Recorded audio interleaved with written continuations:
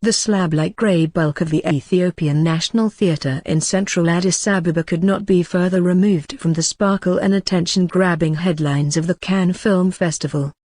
Nevertheless, 37-year-old Yared Zeleke was still more nervous about being in the Ethiopian capital for the premiere of his film Lamb, which earlier this year became the first Ethiopian movie to be selected at Cannes.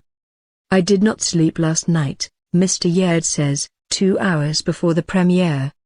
"You cannot get more prestigious a film festival than Cannes, but still it feels more important here. There is the power of home, the power of identity. This is part of who I am." Mr. Yared says he was born and raised in the slums of Addis Ababa until, age 10, he moved to the US, along with his family during Ethiopia's communist dictatorship, the Derg, a time of upheaval across the country due to war and famine. Lamb tackles the issues of displacement and loss in the form of a young boy, Ephraim, who is sent by his father to live with his extended family far from home. Ephraim's best and only friend is a lamb called Chiuni, but his uncle wants to slaughter the lamb for a religious festival. The clock is ticking for an unlikely cinematic pairing. As part of the Ethiopian diaspora, Mr. Yared is acutely conscious of how Ethiopia and Africa are often negatively stereotyped in media. Lamb aims to offer a counterbalance, he says.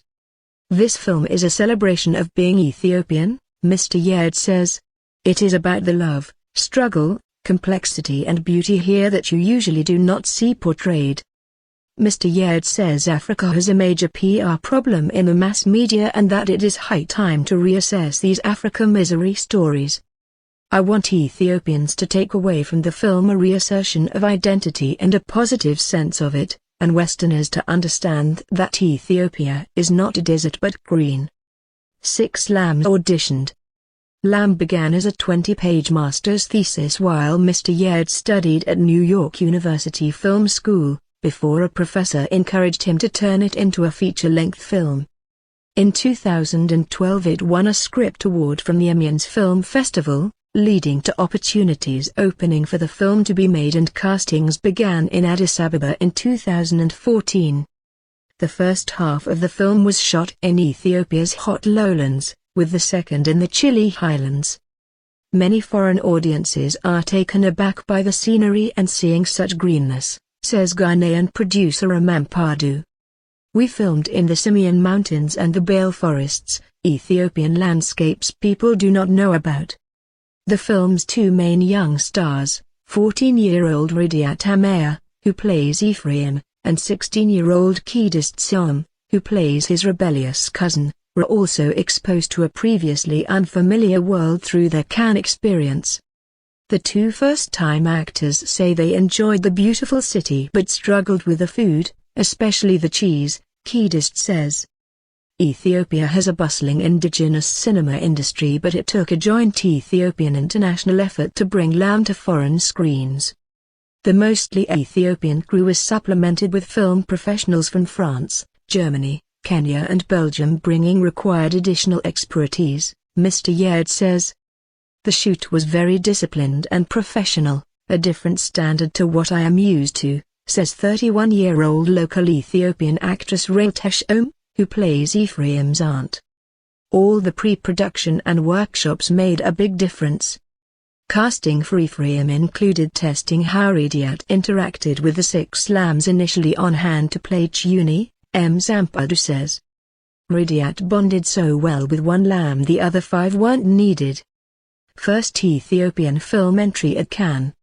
It secured distribution to Denmark, Mexico, Taiwan and South Asia at the French festival. Before Cannes it had already found French, German and Swiss distributors. During October at the BFI London Film Festival it will compete for the Sutherland Award in the first feature competition.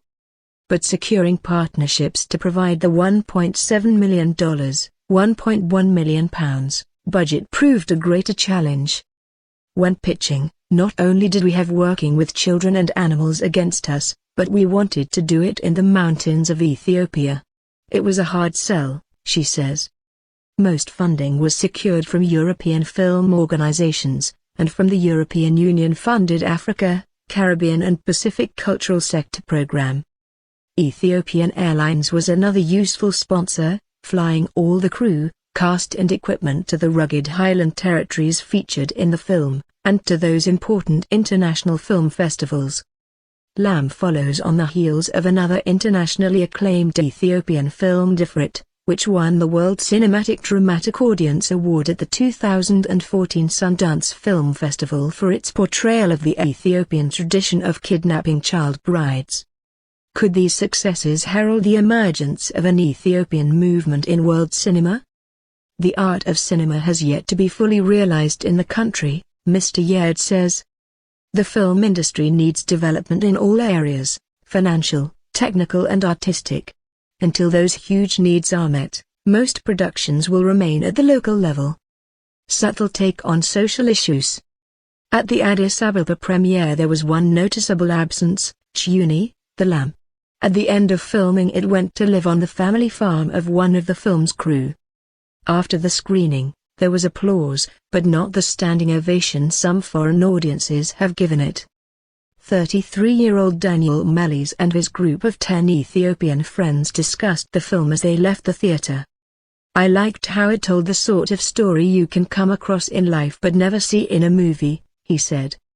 It was also a good reminder that although Ethiopia is changing a lot, in the countryside there is still a reality far removed from the city. Some found the storyline confusing, the presentation of rural life oversimplified, and the film generally too serious.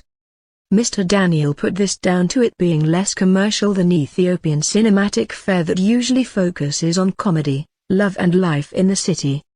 Helen Kasser, 25, a media firm employee,